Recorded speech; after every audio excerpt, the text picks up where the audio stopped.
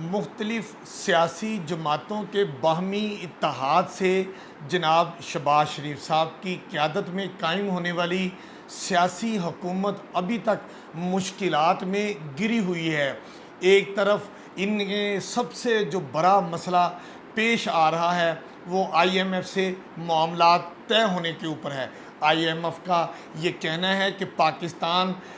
Petroleum مصنوعات کی اوپر جو سبسڈی دے رکھی ہے وہ ختم کرے، بجلی اور دیگر اشیاء کی قیمتوں میں اضافہ کرے، اور یہ جو آئی ایم ایف سے قرضہ لینے کی بات ہے، قسط لینے کی بات ہے، یہ مارچ سے تعطل کا شکار ہے۔ 98 کروڑ ڈالر کی یہ جو قسط آئی ایم ایف نے پاکستان کو دینی ہے، جس سے پاکستان کے مالی معاملات اور معیشت کو تھوڑا سا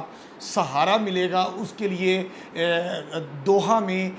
پاکستان اور آئی ایم ایف کے وفد کے درمیان آج سے مذاکرات شروع ہو رہے ہیں۔ یہ مذاکرات پاکستان کے سیاسی مستقبل اور پاکستان کے معاشی حالات کے اوپر بہت گہرے اثرات مرتب کریں گے۔ اب دیکھنا یہ ہے کہ موجودہ حکومت جو جناب شہباز شریف صاحب کی قیادت میں قائم ہوئی ہے، انہوں نے تمام حالات و واقعات کا جائزہ لینے کے لیے لندن میں جناب سابق وزیر اعظم نواز شریف صاحب سے بھی ملاقات کی۔ انہوں نے اپنی اتحادی جو سیاسی جماعتیں ہیں، مولانا فضل الرحمان، جناب آصف علی زرداری صاحب اور دیگر جو اتحادی جماعتوں کے سربراہی اجلاس ہے، شہباز شریف صاحب نے ان سے بھی مذاکرات کیے ہیں، اور اس کے بعد اب وفد کو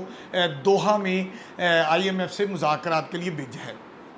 موجودہ حکومت جو ہے وہ اب یہ سوچ رہی ہے کہ اگر وہ آئی ایم ایف کی شرائط جو وہ پہلے سے مقرر کر رہی ہے، جسے پچھلی حکومت نے بھی کہا جا رہا ہے کہ تسلیم نہیں کیا اور ان کو وہ قسط جاری نہیں ہوئی تھی، اگر وہ معاملات آئی ایم ایف کے مان لیے جاتے ہیں، پاکستان میں پیٹرولیم مصنوعات پر سبسڈی ختم کر دی جاتی ہے، بجلی اور دیگر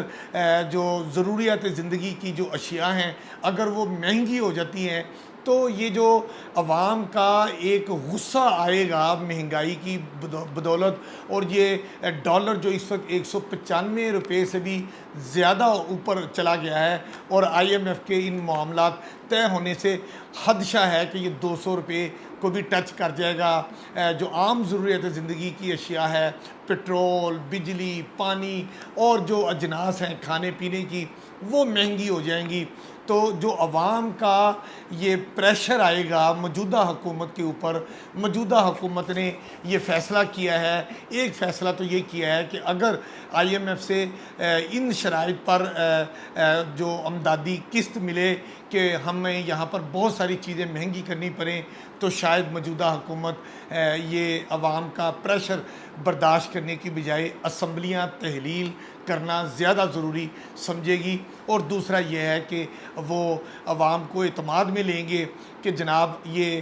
بہت ضروری ہے مہنگائی کا بڑھ جانا اور سبسڈی کا ختم کرنا، پیٹرولیم مصنوعات میں اضافہ کرنا، بجلی کی قیمتوں میں اضافہ کرنا۔ اگر موجودہ حکومت نے اپنے اتحادیوں کے ساتھ بیٹھ کر یہ فیصلہ کر لیا، حتمی فیصلہ، ابھی تک تو اتحادیوں نے یہ کہا ہے کہ جناب شہباز شریف صاحب آپ کھڑے ہوں اور آپ فیس کریں ان سارے حالات کا، اور انشاءاللہ تعالی وہ وقت دور نہیں جب حالات حکومت کے کنٹرول میں ہو جائیں گے اور یہ نظام چلے گا، اور پھر یہ موجودہ جو رجیم ہے وہ آئینی مدت جو ہے وہ پوری کرے گی اور پھر وہ نئے انتخابات کرائے گی۔ لیکن دیکھنا یہ ہے کہ کیا شہباز شریف صاحب کی قیادت میں موجودہ حکومت اپنے اتحادیوں کے ساتھ مل کے آئی ایم ایف کے مذاکرات کے نتیجے میں جو مہنگائی کرنی پڑے گی، کیا شہباز شریف صاحب وہ مہنگائی کر کے عوام کا پریشر برداشت کر پائیں گے، یا بڑے آسانی سے اسمبلیاں تحلیل کر دیں گے؟ کیونکہ سپریم کورٹ آف پاکستان کا جو فیصلہ آیا ہے آئین کے آرٹیکل 63A کی وضاحت کے سلسلے میں، جسے صدر پاکستان نے بطور ریفرنس عدالت میں دیا تھا، تو اس میں کل سپریم کورٹ آف پاکستان نے یہ واضح فیصلہ دیا ہے کہ جو منحرف ارکان ہیں اگر وہ ووٹ ڈالتے ہیں تو ان کا ووٹ شمار نہیں ہوگا۔ اگرچہ منحرف ارکان نے فیڈرل گورنمنٹ میں اسلام آباد میں قومی اسمبلی میں اپنے ووٹ کا استعمال نہیں کیا تھا، لیکن پنجاب میں 25 جو منحرف ارکان ہیں جن کو وہ لوٹا بھی کہا جاتا ہے، انہوں نے جناب حمزہ شہباز وزیر اعلیٰ پنجاب کے حق میں ووٹ دیا ہوا ہے۔ اگر الیکشن کمیشن آف پاکستان کا فیصلہ بھی آ جاتا ہے جو محفوظ ہے، جو امکان ہے کہ آج اناؤنس کر دیا جائے گا یا آنے والے 1-2 دنوں میں اناؤنس ہو جائے گا، اگر اس میں بھی منحرف ارکان کا ووٹ شمار نہیں ہوتا تو پنجاب میں بھی ایک بڑا مسئلہ پیدا ہو جائے گا۔ پنجاب میں تو پہلے ہی ایک مسئلہ یہ پیدا ہوا ہے کہ انتظامی اور آئینی بحران پنجاب میں ابھی تک ختم نہیں ہوا۔ ابھی تک پنجاب کا گورنر کون ہے کسی کو نہیں پتہ، ابھی تک پنجاب کی جو کیبنٹ ہے وہ کہاں پہ ہے، ابھی تک اس کا نوٹیفیکیشن نہیں ہوا۔ پنجاب کابینہ کے ارکان نے ابھی تک حلف نہیں اٹھایا۔ اکیلے معصوم نوجوان جناب حمزہ شہباز شریف صاحب وزیر اعلیٰ پنجاب بنے ہوئے ہیں اور وہ بغیر کابینہ کے پنجاب کے امور چلانے کی کوشش کر رہے ہیں اسٹیبلشمنٹ کے ساتھ مل کے۔ اب تو انہوں نے اسٹیبلشمنٹ میں بھی بڑے وسیع پیمانے پر جو پنجاب کا انتظامی ڈھانچہ ہے بیوروکریسی کا وہ تبدیل کر دیا ہے۔ گزشتہ رات انہوں نے تقریباً گریڈ 20 اور 21 کے 35 سے زائد جو سول آفیسرز ہیں ان کو تبدیل کر دیا ہے۔ کمشنر، سیکرٹریز سب اوپر نیچے، مطلب تبادلوں کا ایک بڑا ریلا پنجاب میں آیا ہے اور ابھی پنجاب کابینہ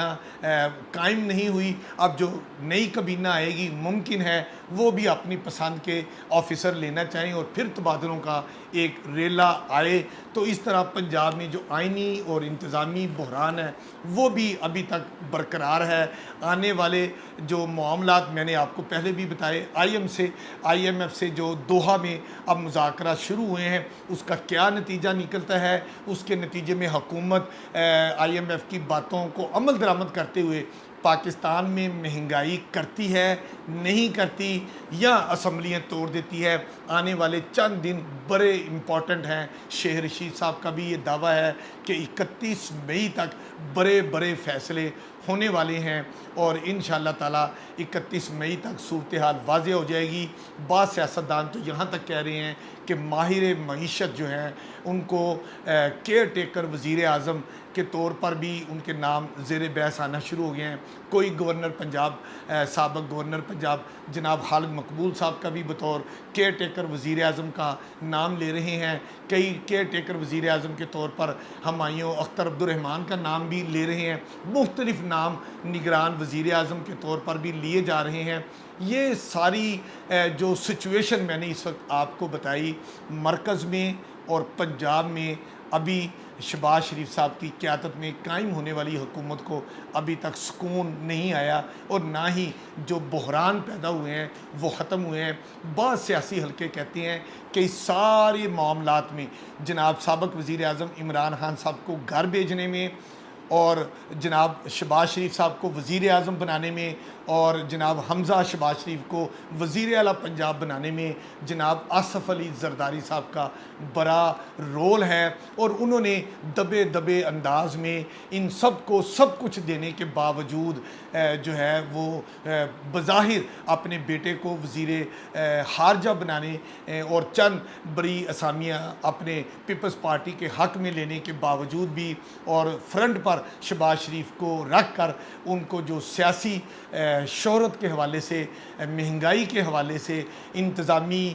بدامنی کے حوالے سے اور انتظامی بحران کے حوالے سے جو نقصان مسلم لیگ نون کو انہوں نے اتحادی ہونے کے ناطے پہنچایا ہے وہ ان کی سیاسی حکمت عملی کہا جا رہا ہے۔ اور یہ بھی کہا جا رہا ہے کہ جناب آصف علی زرداری صاحب نے اپنی حکمت عملی کے تحت پنجاب میں مسلم لیگ کاف کو بھی شدید نقصان پہنچایا ہے۔ مسلم لیگ کاف کے دو جو بڑے ہیں چودھری شجاعت صاحب اور چودھری پرویز الہی صاحب، ان کے درمیان بھی اختلافات پیدا ہو گئے ہیں۔ ایک طرف ایک بائی کا جو بیٹا ہے وہ فیڈرل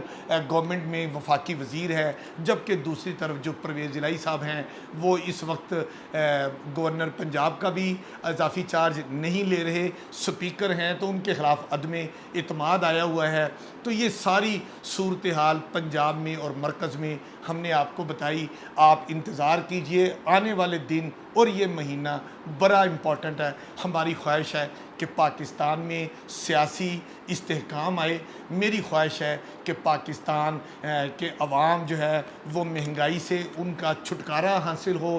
اور